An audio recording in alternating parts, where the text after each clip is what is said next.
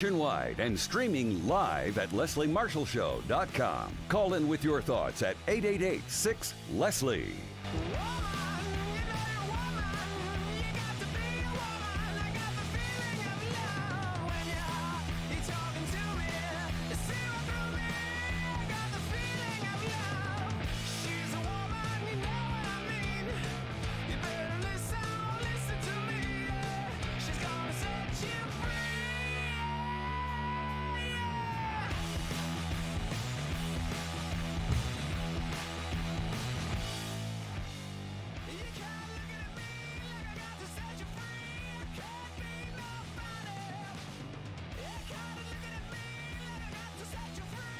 Hey there, how you doing? Got to take a swig of water. I'm Leslie Marshall. Happy Friday. Thank God it's Friday, huh? Although with two teenagers who have a busier social life than I do, I don't have much of a weekend. Between their parties and volleyball games and football games and sleepovers and all the other stuff that they do. Volleyball practice and tournaments, ballet practice. The list goes on. But I did those things as a kid, and my mother drove me. I am really an Uber driver. I'm not a mother anymore. I'm really an Uber driver. So I know you Uber drivers feel, except I don't get paid. Anyway, happy Friday. Welcome or welcome back. Only true democracy in talk. We're going to kick it off in just a moment. We have a guest joining us in the second half. But first, let's check what is ripped from those headlines.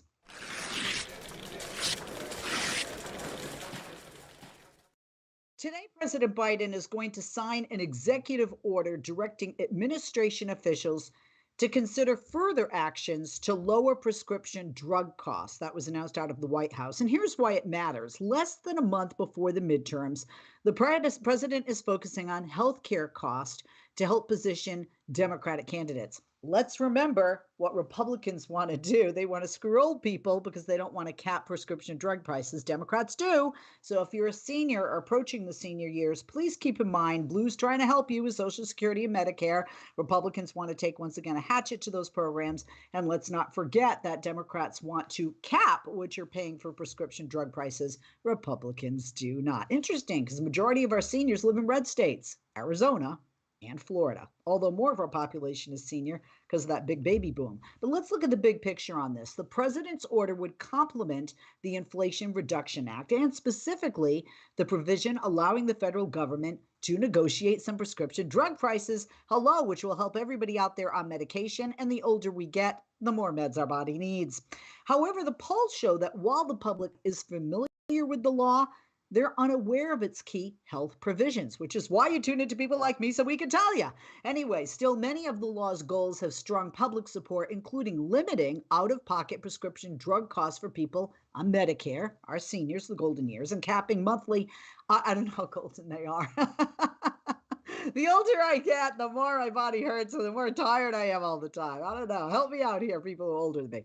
Anyway, out-of-pocket prescription drug costs for people on Medicare and capping monthly out-of-pocket insulin cost for Medicare recipients. Now, here's the state of play on this. The executive order directs the Department of Health and Human Services to explore additional actions so it can take those actions to lower the prescription drug cost. So the HHS is going to have 90 days to submit a report on how it's going to use the new models of healthcare payment and delivery to lower those drug costs. It's not just here, here, come up with a plan, not just here's some cash. It's basically, you have 90 days to come back to us with a solution to this problem. And also to promote access to innovative drug therapies for beneficiaries that are enrolled in both Medicare and Medicaid programs. I think it's a good one, win-win. Let's rip another.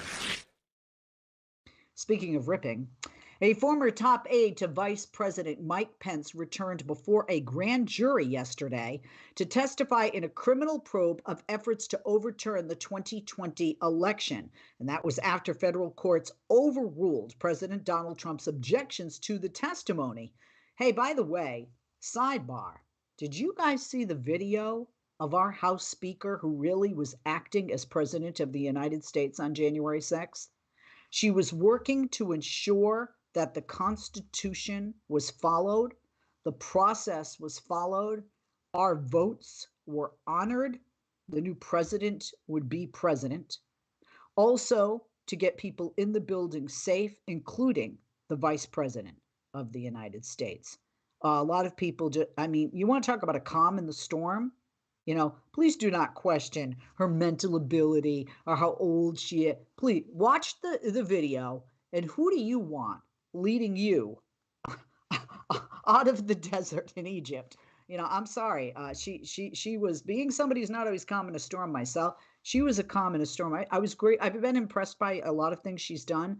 And I don't want to say, she was a badass, because she literally was operating the way a commander-in-chief should, and the way the former commander-in-chief Donald Trump should have. Now, in a sealed decision that could clear the way for other Trump White House officials to answer questions before a grand jury, Chief U.S. District Judge Beryl Howell ruled that former Pence Chief of Staff Mark Short probably possessed information important to the Justice Department's criminal investigation of the January 6, 2021 attack on the Capitol that was not available from other sources. Now, the former President Donald Trump appealed, but the U.S. Circuit Court of Appeals for the District of Columbia Circuit refused to postpone Short's appearance while the litigation continues. That signals attempts by Trump to invoke executive privilege to preserve that confidentiality of presidential decision-making.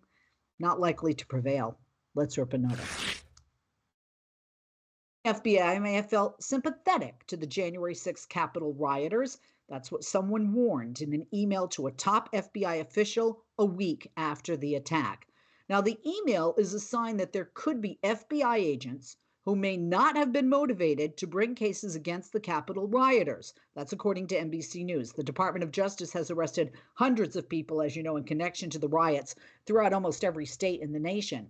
And this is what they're saying, quote, there is at best a sizable percentage of the employee population that felt sympathetic to the group that stormed the Capitol, speaking about further distrust of the FBI. And I'm sorry, you can't have people that aren't going to protect this nation and our Constitution, regardless of your party, your politics, and the person in power, and whether you like them or not. And they believed that it was no different for the Black Lives Matter protest of 2020. This is what the person wrote in an email to Paul Abate, who is now the FBI, I hope I'm saying that right, Abate, who is now the FBI's deputy director. And the emailer wrote further, quote, several also lamented that the only reason this violent activity is getting more attention is because of political correctness. So let's zoom in on this. The emailer told Abate that they spoke to a blue state office and had to explain the differences between opportunists burning and looting during the Black Lives Matter protest and the insurgent mob whose purpose was to prevent the execution of democratic processes at the behest of a sitting president. The emailer wrote that they recovered the information from first and secondhand conversations with FBI employees. So you have it in writing, and you have testimony from conversation with FBI employees. The email was recently released through a Freedom of Information Act request. It was labeled an external email. That suggests the emailer was no longer an active FBI agent, thank God. The emailer described their first unit, indicating that they have a history within the FBI. And of note, the FBI Agents Association, the FBIAA, an organization that supports active and former FBI agents, quote, does not comment on ongoing investigations. That's what Brian O'Hare, the group's president, said. He said, quote, I will say that FBI agents understand the importance of separating their own personal views from their professional work. That was in a statement to Axios. The FBI, well, they've declined to comment. So the bigger picture is the FBI at large sees the January 6th riots as an example of domestic terrorism. That's what Director Christopher Wray said in May 2021, and that was before the Senate Judiciary Committee in his testimony there. He said the rioters were on the same level with ISIS and homegrown violent extremists. By the way, they have found arsenals of weapons, either there or planning to bring there. So for people out there that say there were no weapons, that's a lie. And two, for people like Ron Johnson and others who either need to smoke way more weed or smoked way too much, this was not tourism. It was terrorism. Let's rip another. Oh, how much time do we have? Should we take our break? And then, we have like less than a minute left. We're going to take a break. When we come back, we're going to continue more with what's ripped from the headlines. We have our great guest joining us coming up after. And I just want to give a shout out to everybody listening to us on radio, on stream, on podcast, and watching us right here on Twitter's Periscope, Facebook Live, LinkedIn Live, and YouTube Live. I'm Leslie Marshall. Mark Grimaldi is my great executive producer. We're going to take a break, and we will be back right after this. I hope you'll stay with us.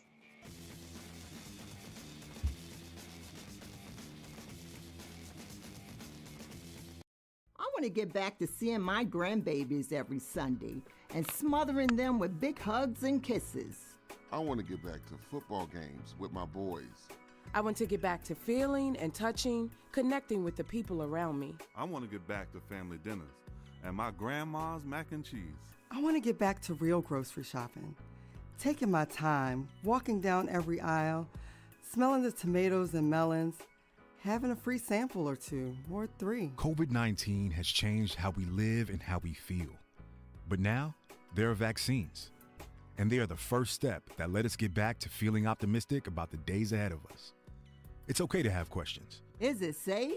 Should I get it? Should I wait? Now, get the facts. Learn more at getvaccineanswers.org so you can make an informed decision when vaccines are available to you. Brought to you by the Ad Council. Hey sis, missed you this morning. Kim told me you weren't feeling well, so I'm just doing a self-care check. Oh, thank you, friend. How you doing? Girl, listen, my energy was so low because I didn't eat breakfast when I got up, so I had to miss virtual yoga with y'all. Trust me, I understand. But I'm doing much better now that I've eaten, so I'm back on track. Great. In that case, let's get some steps in tonight. I'll come over and we can walk around the lake. Sounds good. Appreciate you being in my business, too. Now, let me get in yours. Did you check your blood pressure today? I did that and my squats, okay? Okay. High blood pressure is not going to be my friend if I can help it. See you at 6? Let's get it. See you then. Now more than ever, it's important that we protect our hearts and the hearts of those we love.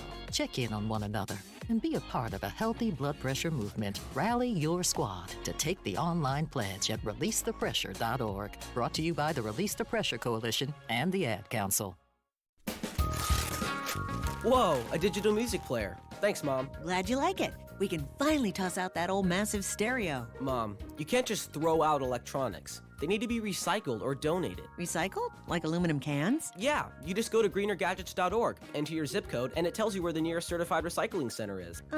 I knew that. Okay, Mom. Recycling electronics is as easy as buying them. Log on to greenergadgets.org to find electronics recycling options near you. I'm Rick Smith, and this is Labor History in 2. On this day in labor history, the year was 1979. That was the day that the National March on Washington for Lesbian and Gay Rights took place in Washington, D.C. Estimates of marchers ranged from as few as 75,000 to as many as 200,000. The year of the march was significant. It marked the 10th anniversary of the police raid at the Stonewall Inn, a gay bar in New York's Greenwich Village. When police raided Stonewall, it sparked a series of protests that helped launch the modern LGBT rights movement. 10 years later, gay and lesbian Americans still faced significant employment and legal discrimination. Many also faced violence. The published program for the event included a tribute to Harvey Milk, the openly gay member of the San Francisco Board of Supervisors who had been assassinated a year earlier. Lyrics to the song Harvey Milk's Body was written to the tune of John Brown's Body. The program also included an article urging march participants to lobby Capitol Hill for justice. A sample letter to Congress was printed as a template. It noted that many lesbian and gay men faced unjust discrimination in employment and called for change. The march organizers issued 5 demands. The second demand was that President Carter issue an order banning discrimination based on sexual orientation in the federal government, the military, and federally contracted private employment. The program included a list of organizations that supported the march. Not many labor unions endorsed, with a few notable exceptions, such as the Actors Equity Association, 3 AFSCME locals, and 1 American Federation of Teachers local. More demonstrations in Washington, D.C. followed. A march held in 1993 drew crowds estimated at 1 million, a powerful gathering for the movement to end LGBT discrimination.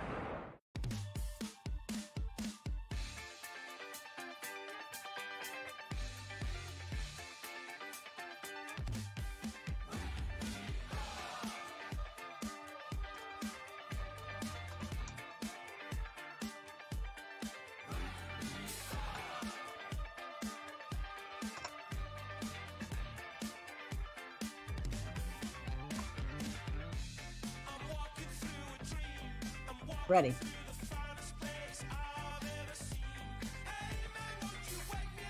We are back. I'm Leslie Marshall. Welcome back. Only True Democracy and Talk. This is our second segment and our second part of Ripped from the Headlines.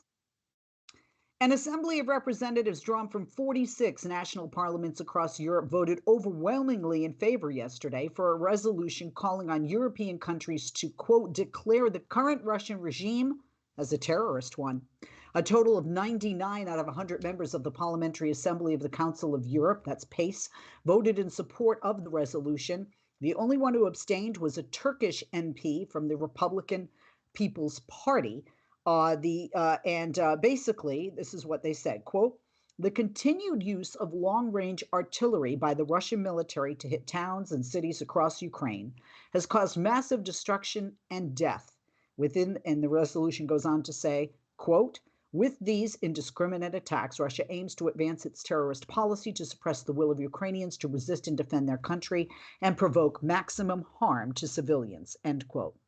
Now, the resolution called on Russia to completely and unconditionally withdraw its occupying forces. PACE is a parliamentary body of the Council of Europe. They're an international organization that's actually separate from the EU. And actually, they have broader membership. They include countries that aren't in the EU, like Turkey and Ukraine and the United Kingdom, as well as transcontinental countries such as Azerbaijan. They consist of national parliamentarians drawn from its member nations, which goes beyond the EU. Let's rip another. A teenage suspect who police allege was a shooter in an incident that left 5 people, including an off-duty police officer, dead in Raleigh, North Carolina, is hospitalized and in critical condition, officials have said as of this morning. Here's the latest. They say a 15-year-old white male suspect was taken into custody and is in critical condition. That was Police Chief Estella Patterson. She said this at a press conference this morning. Now, police did not name the suspect to have identified 4 of the 5 victims right now.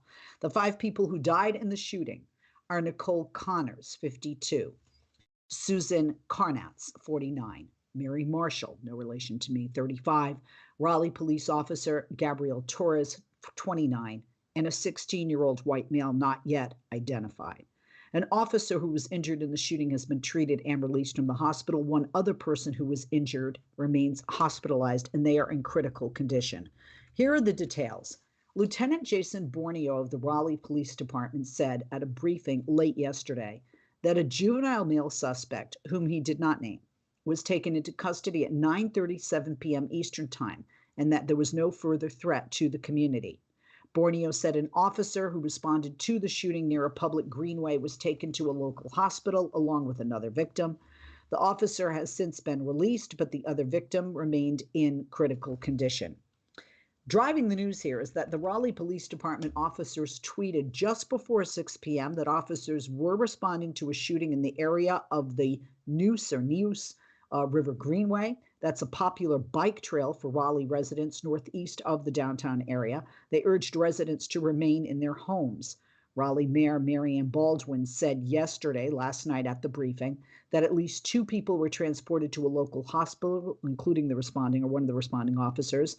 The Bureau of Alcohol, Tobacco, Firearms, and Explosives in Charlotte confirmed it was among the multiple law enforcement agencies responding to that shooting. President Joe Biden said in a statement today that there have been far too many mass shootings across America, referencing both Buffalo and Uvalde and the attacks there earlier this year. Quote, he said, enough. We've grieved and prayed with too many families who have to bear the terrible burden of these mass shootings. Too many families have had spouses, parents, and children taken from them forever. The president also praised first responders in his statement, adding that his administration and North Carolina Governor Roy Cooper will work with local authorities to investigate the shooting. And Cooper said, the governor, quote, "Tonight terror has reached our doorstep. The nightmare of every community has come to Raleigh. All of us have many questions, but as we seek answers to those questions, let's all pray for these victims, their families, the communities that have been shocked by this, and that we all depend on each other and help each other during this difficult period of time." The shooting in Raleigh was the deadliest in North Carolina this year, according to the Gun Violence Archive. There have been more than 500 mass shootings this year in which at least 4 gunshot victims have been killed or injured in the United States. That, again, is per Gun Violence Archive. They are a nonprofit organization. Let's rip another. A Texas sheriff has moved to certify that the 49 migrants that Florida Governor Ron DeSantis had flown to Martha's Vineyard were victims of a crime. Bexar County Sheriff Javier Salazar's actions will enable the mostly Venezuelan migrants to obtain a special visa that they otherwise would not have received. So in other words, thank you, Ron DeSantis. Because of Ron DeSantis, you don't have these people possibly being returned. You have these people obtaining a special visa, okay? That enables them to remain in the United States. So in other words, they're here legally. That's according to the Texas Tribune. Based upon the claims of migrants being transported from Bexar County under false pretenses, we are investigating this case as possible unlawful restraint. That's what Salazar said. This is an elected Democrat, has opened a criminal investigation into the migrant flights. He said it last night. And if you went on to say further, quote, "We have submitted documentation through the federal system, ensure the migrants' availability as witnesses during the investigation." DeSantis last month joined with Texas Governor Greg Abbott in publicity stunts, using people as pawns and transporting migrants and asylum seekers to predominantly Democratic-run cities in protest of President Biden's immigration policies. Let me make this clear. Can I make this clear? For 3 decades, drug cartels have been bringing drugs over our border. You can build a wall, they build a tunnel underneath. The only way we're going to stop masses of people coming to our border, and I don't care if Joe Biden, Donald Trump, Satan, Jesus Christ, or Santa Claus are in office, is to change the asylum policy. We screw ourselves with this. We tell them you want to apply for asylum or refugee status, you have to come here. No. Change the asylum laws so that they apply in their home country. One of the huge problems solved. One of them. Huge problems, okay? The migration solved. Democrats and Republicans alike kick the can down the road. It never gets done. It's not the president. And by the way, it wasn't Donald Trump either. It is Congress. So remember that. Because if you have not a large enough number of your party that can get this done in power, we're gonna have this conversation till we die. Like I said, DeSantis joined Texas Governor Greg Abbott. While Abbott has arranged for migrants to be bused to cities like Washington, New York, and Chicago, DeSantis sent the migrants to 2 charter planes from Texas to Martha's Vineyard, which, by the way, is a tiny island. It wouldn't have the capability to take care of these individuals. And last time I checked, Florida's not a border state. Its southern border is the Atlantic Ocean. DeSantis maintains the flights to the Massachusetts island were part of a voluntary program involving consent forms. By the way, many of these people can't read English that were signing them, and they were lied to as to what would happen if they got on those flights. There's a lot of legal challenges coming his way that he's facing. And in addition to the probe, Treasury Department, their Office of Inspector General, they've opened an investigation as well. I'm Leslie Marshall. That's what's ripped from the headlines. Coming up, our great guest and more right after this. Don't go away.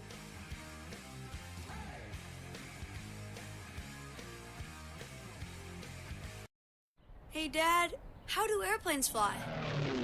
What's in this box? Can I touch this? Where does sand come from? Is this tree good for climbing? What happens if I mix these 2 things together? How are babies made? What does this thing do? Kids are curious about everything, including guns. Talking to them about gun safety in your home is a good first step, but you can do more. Always keep your guns locked, unloaded, and stored separately from ammunition. Storing your guns securely is the best way to prevent family fire, including unintentional shootings. For more information on safe gun storage and ways to keep your family safe, visit endfamilyfire.org. That's endfamilyfire.org. What do we keep in the attic? What's this thing called? Can I ride my bike backwards? Like I said, kids are curious. It's up to us to keep them safe. Brought to you by End Family Fire, Brady, and the Ad Council. Right now, our country feels divided, but there's a place where people are coming together. I gotta tell you, I was nervous to talk to someone so different than me. Me too, but I'm glad we are. Love Has No Labels and One Small Step are helping people with different political views, beliefs, and life experiences come together through conversation, and it feels good. Wow, your story is so... Interesting? Yeah. When people actually sit down, talk, and listen to one another, they can break down boundaries and connect as human beings. At lovehasnolabels.com/onesmallstep, you can listen to amazing, life-changing conversations and find simple tools to start a conversation of your own. I know one thing. This conversation gives me hope. It gives me a lot of hope, too. Take a step toward bringing our country and your community together by having the courage to start a conversation at lovehasnolabels.com/onesmallstep. A message from StoryCorps, Love Has No Labels, and the Ad Council. 911, what's your emergency? America's healthcare system is broken and people are dying. Welcome to Code WAC, where we shine a light on America's callous healthcare system, how it hurts us, and what we can do about it. I'm your host, Brenda Gazar. This time on Code WAC, why do some Medicare recipients pay a lot more for their prescription drugs than others? How can seniors get the best prices for their prescription drugs without pulling their hair out? To find out, we spoke to Steve Moss, a freelance writer and retired Boston Globe editor. The Maryland resident is currently a volunteer for the State Health Insurance Assistance, or SHIP, program, a federal-state partnership that offers counseling on Medicare and Medicaid. Steve spoke to us about prescription drug pricing and Medicare Part D, which provides prescription drug coverage for Medicare recipients on his own behalf and not on behalf of SHIP. I've been a journalist my entire career, most of it with newspapers. About 5 years ago, I heard about it's called by various names across the country. There's a SHIP program is a common name. And SHIP stands for State Health Insurance Assistance Program, a program for helping seniors choosing their insurance plans. It's operated through senior centers. We give unbiased guidance. We want to present people with their options. We're coming up on what's called open enrollment, which is October 15th through December 7th. And that's when everything changes. And it's a very good idea for anybody on Medicare, whether they have Medicare Advantage or regular Medicare and a Part D drug plan, to see if their plan is still the best. Because in my experience, about half the time, people will see that they could get a better plan. The full Code WAC story on progressivevoices.com and on the PV app. Catch all our episodes by subscribing to Code WAC wherever you find your podcast. This podcast is powered by Heal California, a nonprofit that uplifts the voices of those fighting for healthcare reform around the country. Until next time, stay healthy.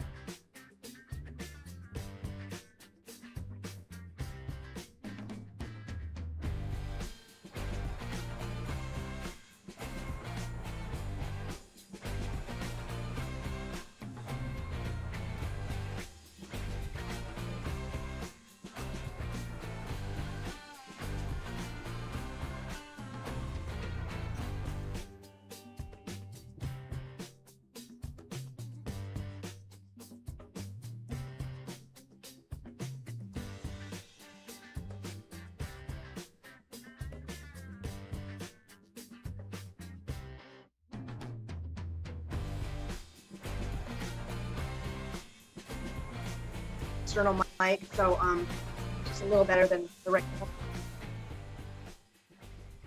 Yeah.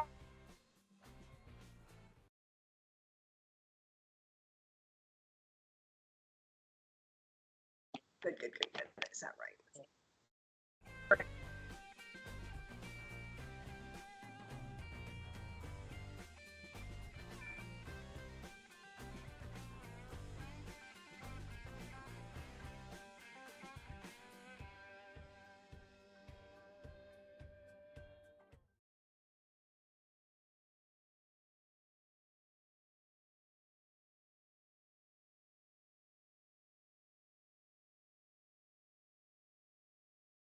For news and documentary, producing The Dog Whisperer with Cesar Millan. And that was on the National Geographic Channel in primetime for 7 seasons. And perhaps most famously, originally discovered Nia Vardalos and the script for My Big Fat Greek Wedding. Loved that movie before selling it to Tom Hanks' production company. Now, her film, The Game Is Up, helped President Biden win in 2020 by creating a permission structure for Republicans in swing states to reject Donald Trump, by interviewing everyone from prominent conservatives like Joe Walsh, who I'm buddies with on Twitter, to everyday Republicans who've had enough. We're going to discuss the film and how it is still relevant and now applies to the upcoming midterm elections. Please be sure to follow her on Twitter at Melissa Jo Peltier, MELISSAJPELTIER. Her website, thegameisupmovie.com. Hey, Melissa, more than a pleasure to have you with us. Thank you. I can call you Melissa. I hope that's okay. Yes, absolutely. It's a total pleasure. You know what? I wanted to tell you a Cesar Millan story very quickly. I adopted my son from Pakistan, and it was kind of funny because to get citizenship, they have to be interviewed, the person that's applying for citizenship. Well, my son was 4 months old. Obviously, not going to be a good. So we were in line, and Cesar Millan was there for his interview for citizenship.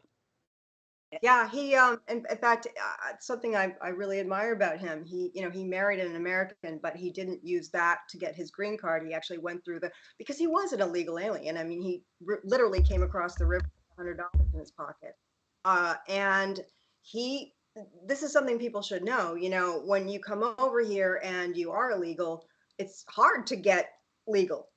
There's a lot of steps that you go through, and he fortunately had a TV show, but he still had to pay a huge fine for coming illegally, huge fine. And he had to pay lawyers, and he had to go through the whole process, take the test, everything. But he did it. He wanted to do the full out thing. He didn't want to just marry into it.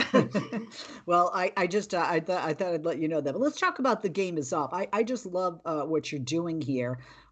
Disillusioned Trump voters tell you in The Game Is Up their stories. This is an award-winning documentary. Some people would say it's a guide to persuadable voters and for people to see that there are others like them out there. First of all, was it difficult for people who were supportive of Trump and have changed their minds and become disillusioned to speak out? And the reason I say that is I know a lot of people in Washington, D.C., many of which are elected officials, that behind closed doors say very different things than they do when the camera's rolling and the lights are on about Donald Trump. So was it difficult to get these people to tell their stories, or were they more so eager to do so?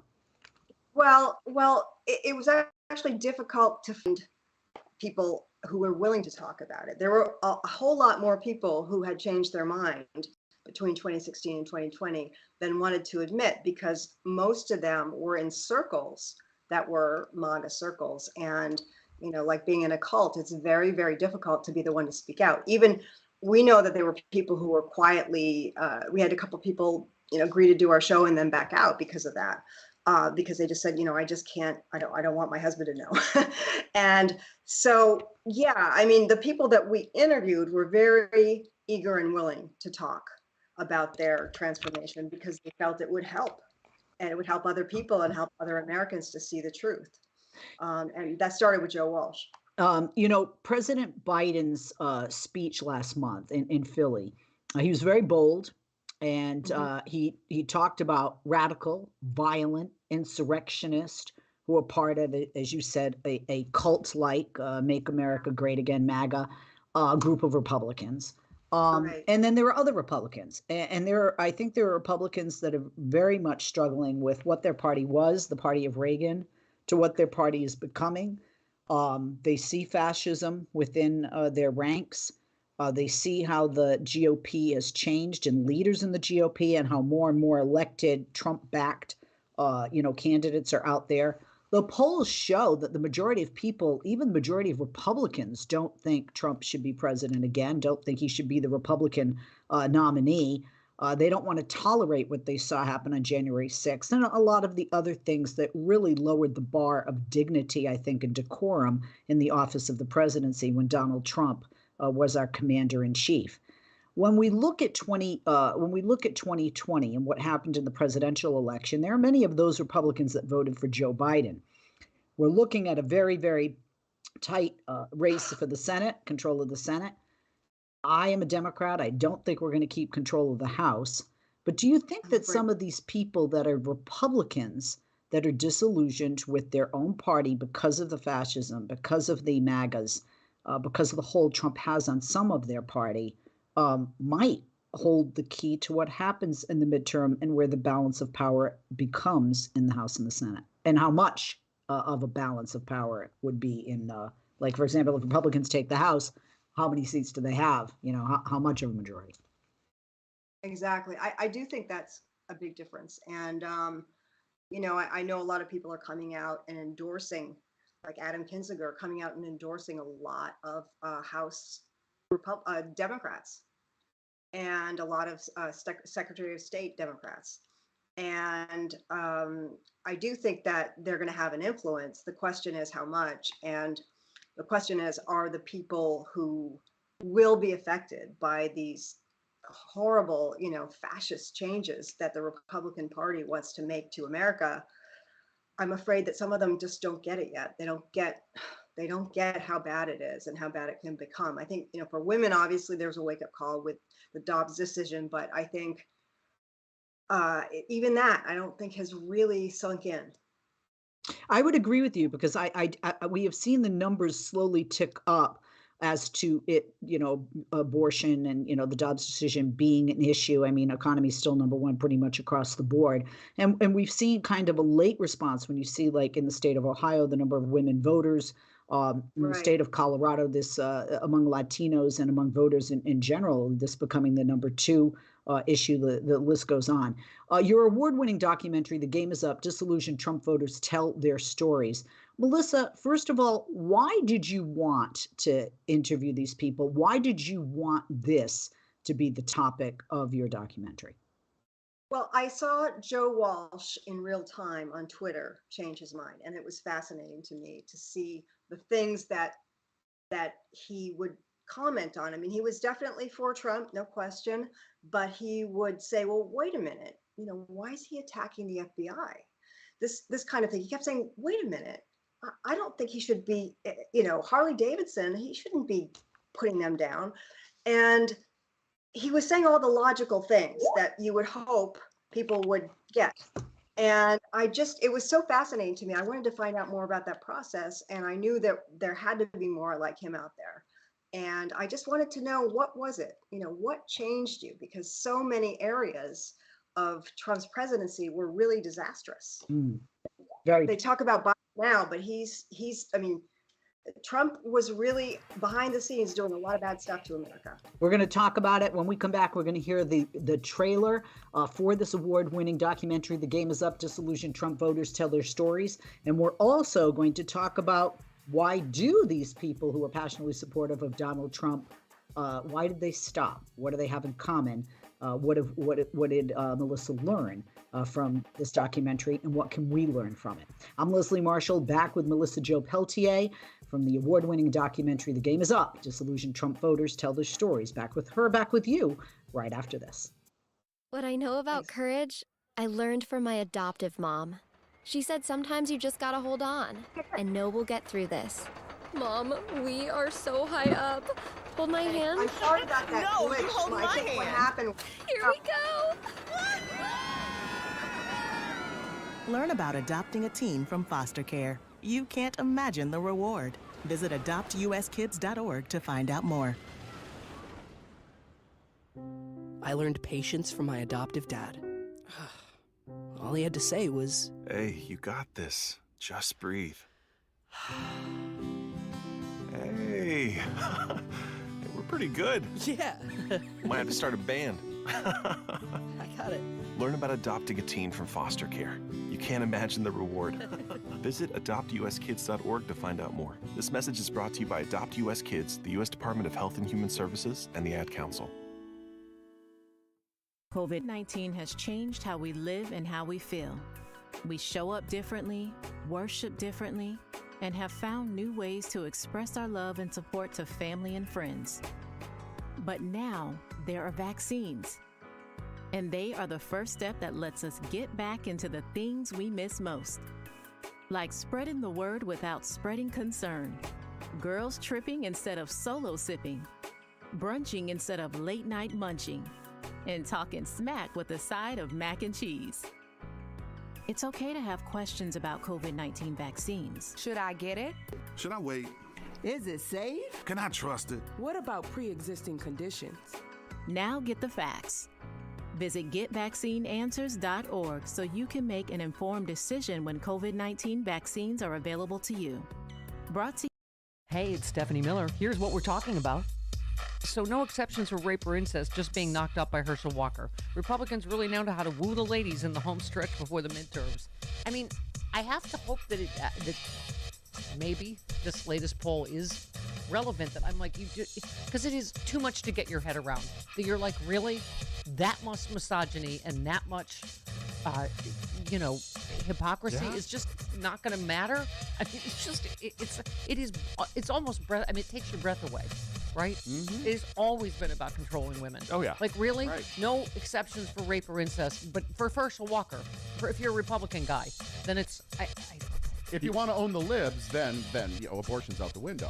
Right. Don't care about that. Right. There's just a Herschel Walker exception. Right. I see. Yes. Yeah, that makes sense. Sure. It is a new Georgia Senate poll, Survey USA, showing Raphael Warnock at 50%, Herschel Walker at 38%. Oh, please take your organ back out. Oh, please. Good Lord. Please, God, let this hold. Going please, in and God, out. let this hold. They haven't even debated yet. Holy crap. My organ's been going in and out all morning. I know. I'm sorry. Is it sore? I apologize. Okay. Oh, here's a good one. John Pav. Oh, I'm sorry. I was going to be a guest that called. Oh. All right. Whoever it is, first name is definitely not John. No, okay. All right. Forgive me. How do you reconcile saying you have a supreme, just because your organ's been in and out, and I just wanted to give you some religion. Some rest. Yeah, Thank I you. wanted to give you some God salve. Thank you. Thank you. How do you reconcile saying you have a supreme and loving creator you supposedly trust enough to go unmasked and unvaccinated in a deadly pandemic, but not enough to leave a weapon at home when you go to the grocery store? Who said that? Space Ghost. No, John Pavlovitz, who's I lied because his first name was definitely John. Find The Stephanie Miller Show every Monday through Friday at 9 to noon Eastern, 6 to 9 Pacific, right here on Progressive Voices.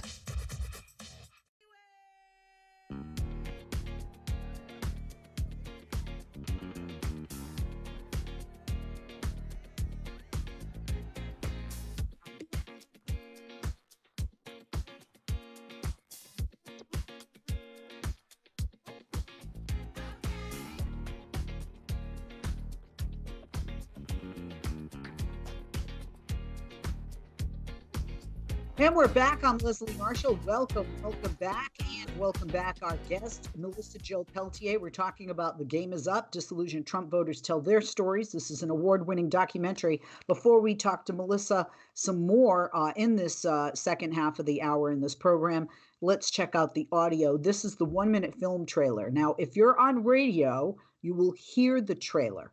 If you're live streaming us right now and you're viewing us, you will both see and hear the trailer. So let's take a listen or a watch and a listen to The Game Is Up, Disillusioned Trump Voters Tell Their Stories award-winning documentary trailer, written and directed by multi-Emmy winning filmmaker Melissa Jo Peltier and produced by Mary Carey Craven. Take a listen. When you're in the conservative media world like I was in, you are told to say every day that Donald Trump walks on water. I was told by my bosses to only say good things about Donald Trump. I told them to go. Most of our opinions about Donald Trump do not come from CNN or from MSNBC or from Fox. Most of our opinions about Donald Trump come from Donald Trump himself. People say, oh, I should get over it, I should move on, but it's like, how can you? I mean, they lied about liberals, lied about Democrats, lied about Trump. It's kind of hard to just move on. I know quite a few people my age who are in the Republican Party who they're thinking about leaving the Republican Party. They're thinking about leaving this Trumpism, this phenomenon. I threw up the red flag, I threw up the white flag as a warning that this was bad agricultural policy and it was going to hurt us for a long time.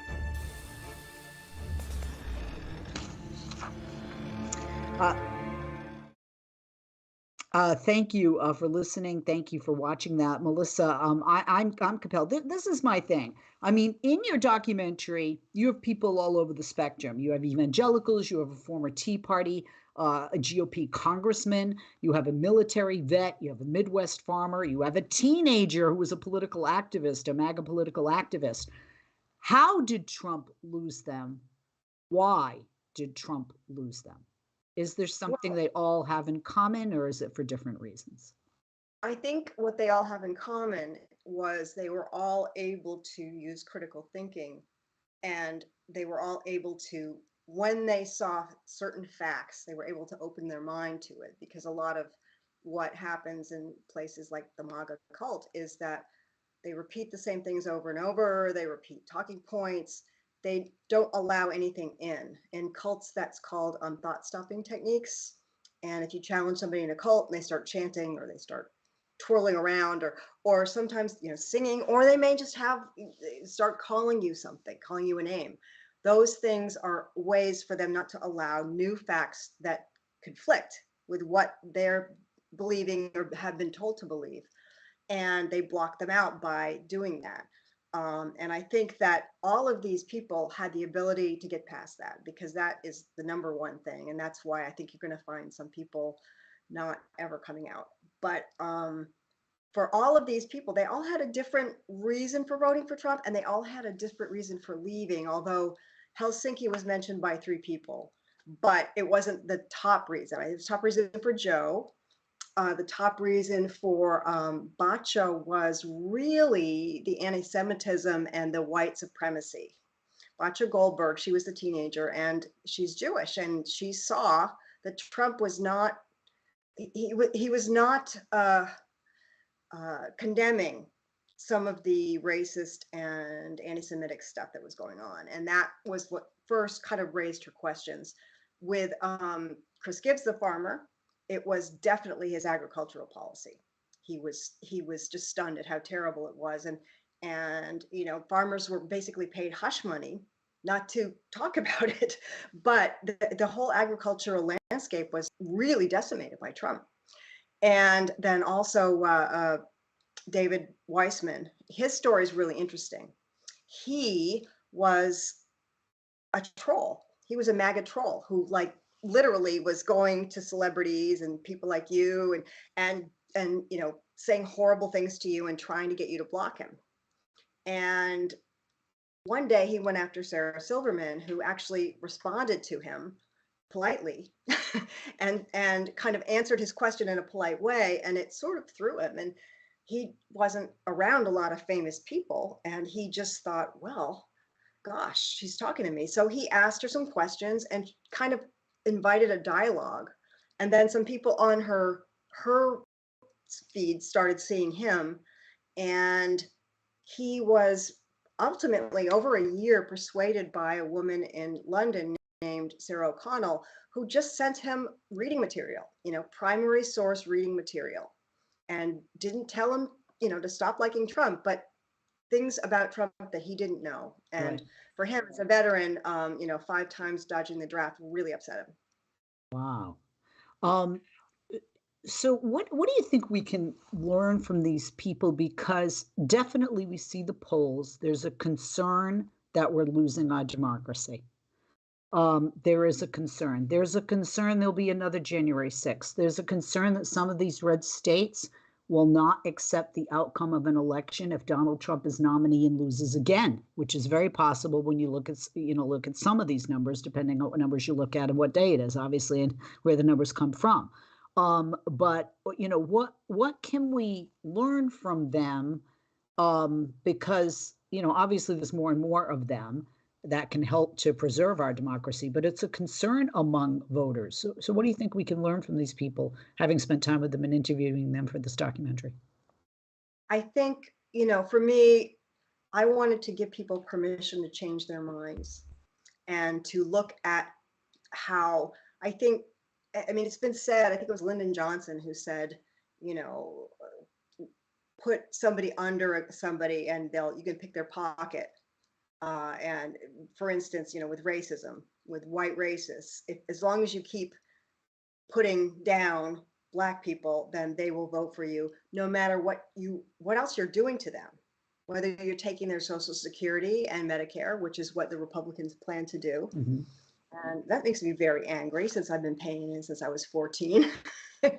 And I think the idea is that these people could open their minds, and I would just love for people to listen and just hear them out and see if they identify with any of the feelings they went through, because they really break down all the feelings they had and how upsetting it was. All of them gave something up, but Greg Ollier pointed out to me the other day, he said, you don't have to even be like them. You don't have to sacrifice everything and come out. You can be a quiet quitter with Trump. You can be a quiet quitter with the Republican Party. You can just not vote for them. Nobody needs to know. If you're in that kind of circle and you really don't feel it's right, and your gut tells you something is really wrong, just don't vote for them. You don't have to tell anyone. I want to share some quotes. You mentioned Joe Walsh, former Republican congressman from Illinois. I like Joe very much. I've lost my career and my reputation, but I believe in America. I'm not giving up. You mentioned Bocce Goldberg, that teen activist who's Jewish out of Brooklyn, New York. A lot of people have debased themselves when it comes to their opinions in order to support Trump. There were Ron and Cindy Hawthorne from Michigan who were evangelicals. And this spoke to my heart because I walked away from Christianity because I felt people that were Christian were not Christ-like. So I loved when they said Trump has changed the very heart, the very nature of being for a lot of Christians. The claws are out now. They are no longer Christ-like, and that is because of fear. And then you mentioned David Weissman in Florida, the veteran, and he said, quote, I believed in so many talking points from these conservative pundits. Now I feel betrayed because I trusted them. I really believed they had Americans' interest at heart. You obviously have an interest at heart. What is your goal with this documentary? What are you hoping will come about as a result of it? I would like people to watch it and review it, and also show it to, it's really, I think the people it will affect the most are your neighbors who've taken down all their signs. They've taken down all the Trump signs. They put the hats in the closet. They're not wearing the t-shirts anymore, but they still defend him. And they still feel like they have to be loyal to the Republican Party. The Republican Party betrayed them by putting this person in power and not checking him at all. I mean, that's something I know that Chris Gibbs, the farmer, was so upset about. He expected checks and balances, and they wiped them out. They betrayed a lot of people, and they're still betraying people. I mean, if they take away your Social Security, Medicare, that's a huge betrayal. And I just want people who are open just to see that maybe it's time to just follow the facts. Yeah, change your vote. I agree with you there. Because we have like 30 seconds left, where can people see The Game Is Up, Disillusioned Trump Voters Tell Their Stories, this award-winning documentary? You can see it commercial free on Amazon. And if you go to Amazon, please leave us a nice review. And you can see it on Google Play, also commercial free. And with ads on AVOD, you can see it on Tubi. It's on Tubi now. And it's also on YouTube on the platform of our distributor, which is Indie Rights, INDIE Rights. Melissa, thank you for being with us. Our guest has been Melissa Jo Peltier. Please follow her on Twitter at Melissa J. Peltier, Melissa. Peltier is Peltier. Her website, thegameisupmovie.com. And like you heard her, Amazon and, all these different places you can get it. Check it out. And like she said, leave a good review. I'm definitely excited that you've done this, and I certainly hope some, if not all of your goals with it are reached. Thank you for joining us today. Thank you. Bye-bye.